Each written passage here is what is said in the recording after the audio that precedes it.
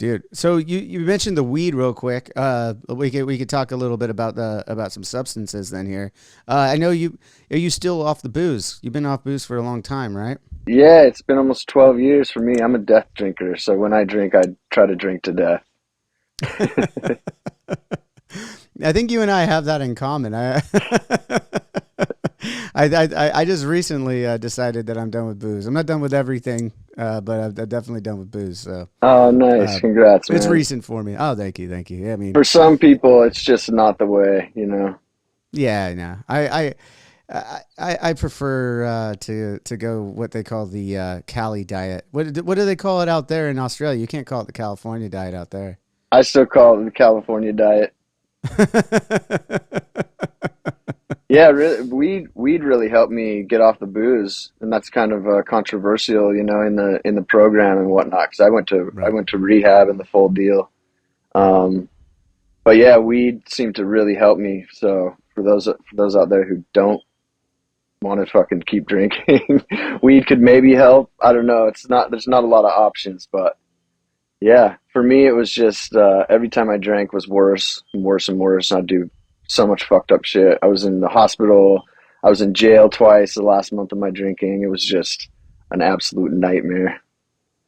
Damn, man. I mean, I've known you for, as I said at the top of the show, we've known each other for a long time. I knew you Yeah, like 20 prior to when years. you, yeah, man. Like, well, I think the first time we ever hung out was on Warp Tour in 2003.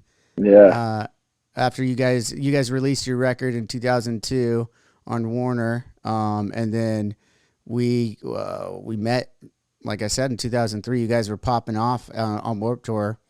yeah, Everybody was talking about the use. I remember that, like you jumping off the fucking stage, off the speakers into the crowd almost every day, and yeah, it was the show that everybody, not just the fans, but everybody, all the bands made sure they went over and caught any chance they got to. And, yeah. it was That's definitely awesome. one of those.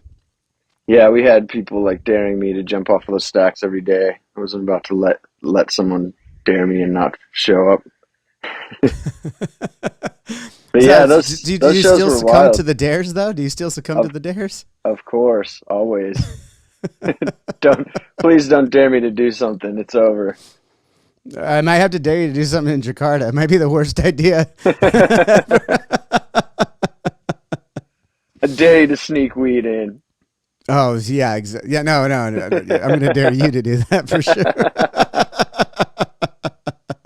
It is so funny though, because like speaking on the substance and knowing you from both sides of it and everything, but you mentioned like it's not for everyone. It's like again, it's not. It's kind of frowned upon in the program, but I think that's kind of opening up a little bit. Like just with everything in general, I get the sense that with more knowledge and more understanding, like people understand, like there's not one way to go, and it doesn't always Right. have to be so black and white, right?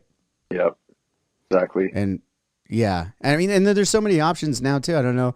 I mean, probably because I keep talking about my recent like quitting of booze, but Instagram's listening to me because I get all these fucking ads for all these alternatives to drinking like all the time, and I'm willing to try some of them because I'm like, one of them's got like mushrooms in it. I'm like, I think I could fuck with that.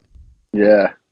Yeah, the Have you tried microdosing any of seems that? to help a lot of people. Yeah, I just tried microdosing for a little while. Tried a little bit of ketamine. I struggle immensely with depression and anxiety, so I'm down to try anything.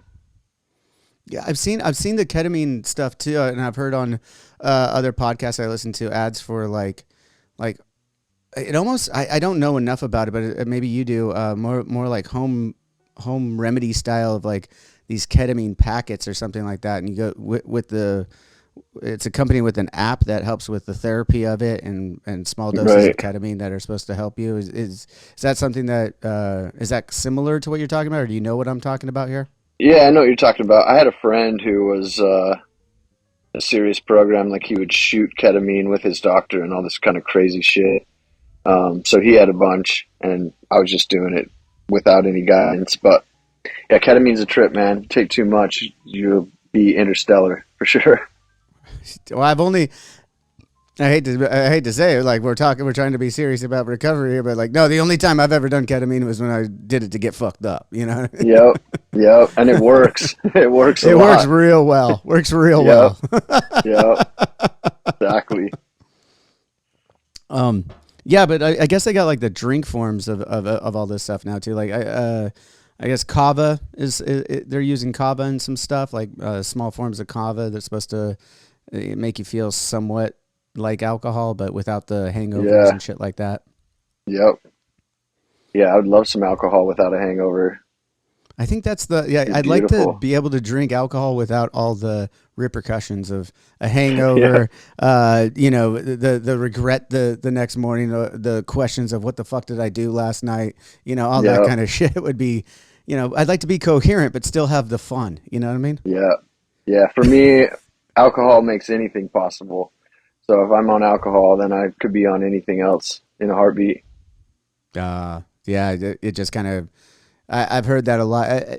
I don't think it really took me into that spot, but like I've heard that a lot. Where like once you have a few drinks, then it's like, oh, let's go fucking do Do drugs. whatever's around. Yeah. Yeah. Yeah. Yeah. I love doing drugs. So it's a it's a double edged Well, now you sword. get rid of the alcohol, you can just do the drugs without it. Exactly. Which I think is a lot safer road for me. As whatever works for people too is, I guess, the bottom line though too is you got to think about it and work at it yourself individually. It's not can't follow one thing that's blanketed for everybody and expect it to just work for you. I don't think. Yeah. Yeah. Rehab was a big part of it. I think that helped me really take it seriously. So whatever people can grab onto that helps them take it seriously is a pretty big deal. Right. You find that like when you're in that place, the whole universe seems to be speaking to you, telling you not to do the thing that's fucking you up.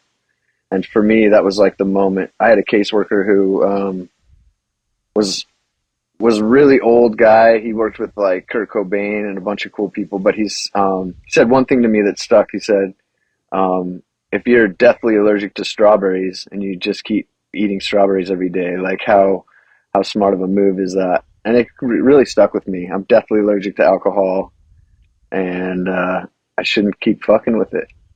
Yeah. Well, you've been Yeah, doing great for 12 years, so that's fucking awesome. yeah. Congratulations on that. I don't really ever have any kind of urges to get myself. I remember who I become. Yeah. I think that's one of the things that I deal with it through therapy and stuff like that. And I've had, I've been in therapy kind of around alcohol being the main topic for shit, probably 11 years, something like that. And Yeah, so like I've tried a bunch of different ways of like, oh no, I could still keep this girlfriend as a side hustle, and then I finally realized I got to break up with her, and yep, it was like but yep. life I will know go that. on. Yep, it will.